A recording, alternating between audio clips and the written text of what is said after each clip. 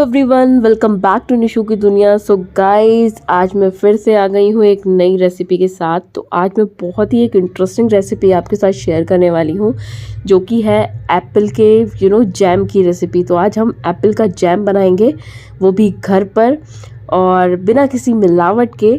तो जैम किसे पसंद नहीं है। तो आज हम एप्पल जैम की रेसिपी आपके साथ शेयर कर रही हूँ। तो चलिए स्टार्ट करते हैं। तो आप देख सकते हो ये सारा मैंने एप्पल को अच्छी तरीके से छील लिया है और मैंने नाइफ़ से ही छीला है। छिलनी की हेल्प से भी आप इसे छील सकते हो, बट मैंने नाइफ़ की हेल्प से छिला हुआ है। अच्छा, आप देख रहे होगे कुछ ये हल्का हल्का लगा है। तो यहाँ पे एक्चुअली मेरे एप्पल्स जो है वो कुछ ख़राब हो रहे थे, तो मैंने उसे इस तरीके से कट कर लिया है। ठीक है, आप पीलर से भी इसे छील सकते हो या फिर चाकू से भी छील सकते हो। तो इसे अच्छी तरीके से छील लिया और मैंने इसे ठंडे पानी में रख दिया, तो सो दैट ये काले ना पड़े। हाँ, काले ना पड़े, क्योंकि आयरन होता है ना इसमें, बहुत जल्दी ये काले होने लगते हैं। सो ये अच्छी तरीके से इसे ग्रेट कर लिया मैंने, और ये देख सकते हो आप ग्रेट कर लिया कद्दूकस की हेल्प से मैंने इसको। तो अब हमने एक कढ़ाई ली है और कढ़ाई के अंदर मैंने इस सब को डाल दिया है। मतलब जो भी हमने एप्पल घिसा था वो इस कढ़ाई के अंदर एज इट इज़ डाल दिया है, बिना किसी ऑयल और बिना किसी घी को डाले हुए। तो अब हम इसे ऐसे ही भूनेंगे अच्छी तरीके से, जैसे कि हम लोग लौकी का हलवा बनाते हैं ना, या फिर गाजर का हलवा बनाते हैं, बिल्कुल उसी तरीके से ये कुछ सिंपल सी वैसी ही प्रोसेस है। तो इसको मीडियम फ्लेम पे ही हमें पकाना है पूरी रेसिपी को। अच्छा, इसे ढक के रख दिया था मैंने। अच्छा, मतलब कुछ सेकंड बाद आपको इसे उठाना है और चलाते रहना है, क्योंकि फिर ये कहीं जल ना जाए या पकड़ ना ले, तो फिर वो बहुत ही एक गंदा सा टेस्ट भी आता है और स्मेल भी आती है इसमें।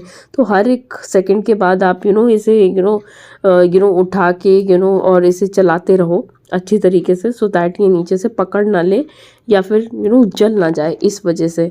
तो इसी तरीके से आपको इसे भूनते रहना है। ठीक है, तो अभी हम इसमें क्या डालेंगे, इलायची है, हरी इलायची ले ली है, लगभग 4 ली है मैंने, उसे अच्छे तरीके से कूट भी लिया है। और ये दालचीनी यहाँ पे हम लोग यूज़ कर रहे हैं। तो इससे क्या है ना, इससे इसमें ना जैम में बहुत ही अच्छा एक टेस्ट आ जाता है। हम लोग इसे ऐड कर रहे हैं जस्ट फॉर द टेस्ट काफ़ी ज़्यादा अच्छा आ जाता है जब ये एप्पल्स के साथ मिल जाता है। अच्छा, कि दालचीनी हम इसमें ऐड तो कर रहे हैं, लेकिन जब इसका सारा रस और सब चीज़ें इसमें मिक्स हो जाएंगी ना एप्पल में, तो हम इसे निकाल देंगे। एट द लास्ट हम इसको निकाल देंगे दालचीनी को बाहर, इसलिए हम बिल्कुल खड़ी ही इसको डाल रहे हैं इसके अंदर।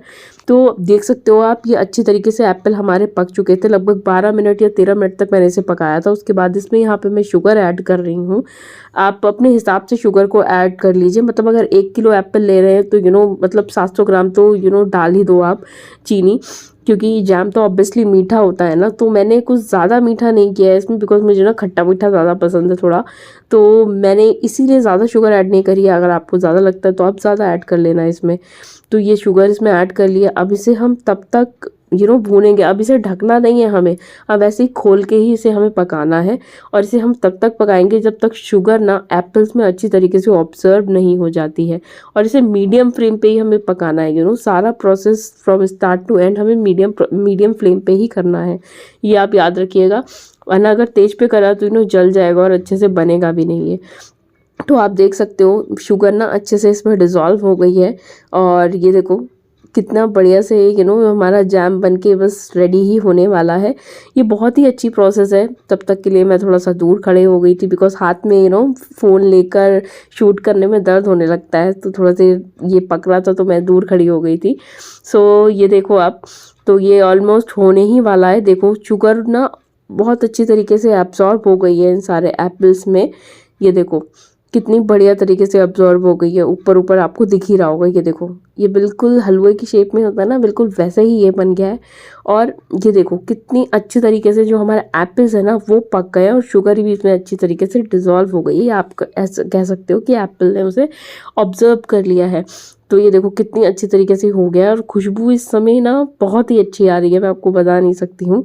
आप लोग एक बार इसे बनाओगे ना तो मतलब खाते ही रहोगे, आपको इतना ज़्यादा ही टेस्टी लगेगा। फिर आप बार बार बना बना के इसे स्टोर करके रखोगे।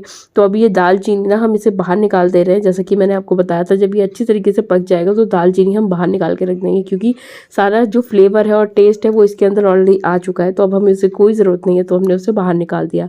तो आप देख सकते हो कितनी अच्छी तरीके से ये पक चुका है। ये देखो, बिल्कुल एक एक जो हमारा एप्पल था ना, अब आपको लग नहीं रहा होगा ये ग्रेट किया हुआ है, कितनी अच्छी तरीके से एब्जॉर्ब हो चुका है ये यहाँ पर।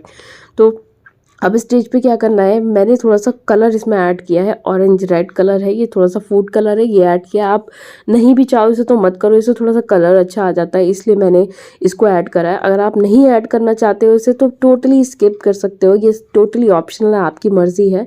तो ये जो जैम हम बना रहे हैं ये आप 6 मंथ तक स्टोर करके इसे अच्छी तरीके से फ्रिज में स्टोर कर दो। 6 मंथ तक आप इसे खाओ, बिल्कुल भी ये ख़राब नहीं होगा और बहुत ही अच्छा है। आप इसे पराठे के साथ खाओ, चपाती के साथ खाओ, थेपले के साथ खाओ, किसी के भी साथ खाओ ना, ब्रेड के साथ स्पेशली बहुत ही यम्मी लगता है ये। तो आप ये रेसिपी ज़रूर ट्राई करना। तो अभी से ना मैंने मिक्स करके ठंडा होने के लिए 10 मिनट या 15 मिनट तक रख दिया था इसे एज इट इज़, गैस को बंद करके, सो दैट जब ये ठंडा हो जाएगा तो उसके बाद मैं इसे फिल करूँगी।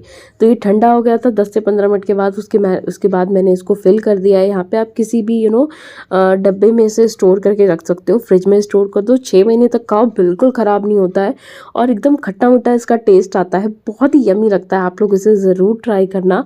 अच्छा बनने के बाद एट द एंड आप इसमें नींबू का रस भी ऐड कर सकते हो, सो दैट जो चीनी है और सारी चीज़ें वो अच्छी तरीके से बैलेंस हो जाए। मेरे पास थी नहीं इसलिए मैंने इसमें ऐड नहीं करी, तो आपके पास है तो आप ऐड कर देना। और वीडियो अच्छी लगी तो लाइक ज़रूर करना, चैनल सब्सक्राइब ज़रूर कर देना। चलो मिलते हैं नेक्स्ट वीडियो में, तब तक के लिए bye bye and take care.